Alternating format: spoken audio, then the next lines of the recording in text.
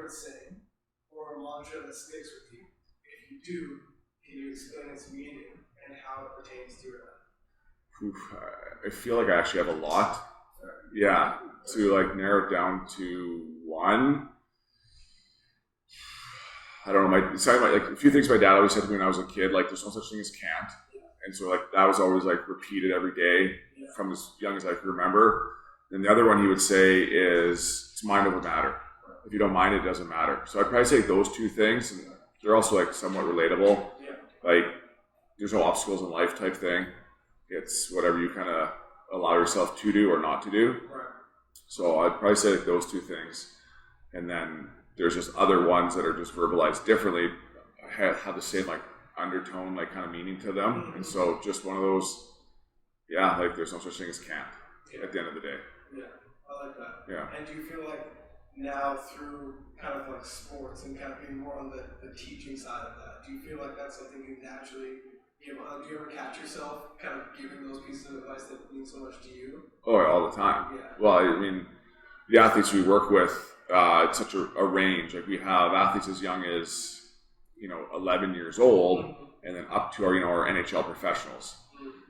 And so obviously, like the personalities of the two ends of the spectrum are very different in where they are in their careers, and so you kind of see what the NHL guys are capable of doing and kind of their mindset and their professionalism, and then you pick up on those things yourself as a coach, and you're like, okay, how do I then get this like 11-year-old to understand it so he can understand it, or like the 12 or 13, or like that kid going to his first year junior or university, and you just try and change the words a little bit so where they are in their development they can like kind of start to grasp those concepts. Like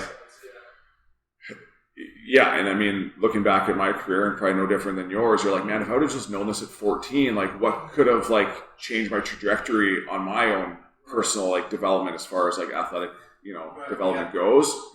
And so you just try and like think, okay, I got this kid, it's not a strength thing or it's not a hockey thing, but like this like mindset thing might be missing. So how can I get him to like kind of open up that a little bit more and not have those restrictions? And so like once again, it just kind of resorts back to there's no such thing as can't. And if you say like, oh, I won't be able to do that, then you've already not been able to do that.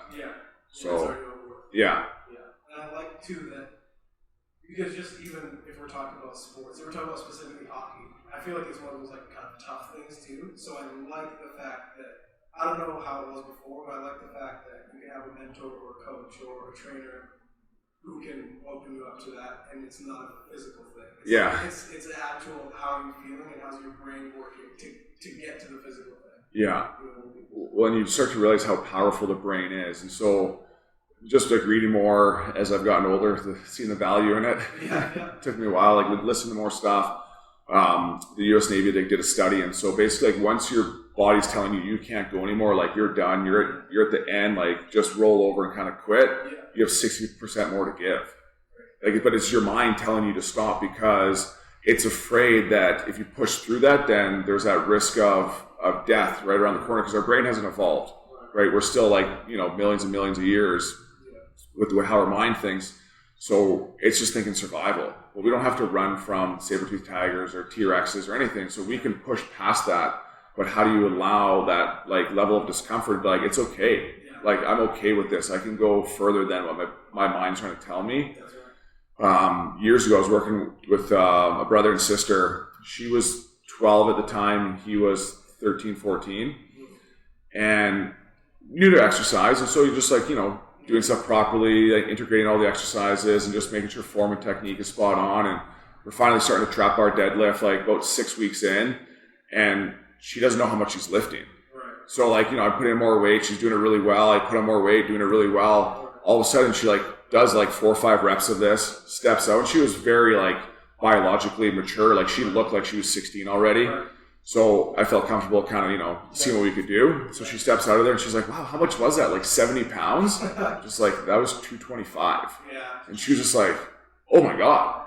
And I'm sure if I would have told her that, oh, hey, you're about to lift 225, in her head, she's like, well, that's a lot of weight. I can't do that. And she would have been done. So just like the power of the mind. And I've had other female athletes where if you put on 2 25-pound plates, it's a smaller diameter, so they look smaller. If you do 145-pound plate, so it's actually 5 pounds less, it's bigger, so it looks like it's heavier, they actually can't do the lift.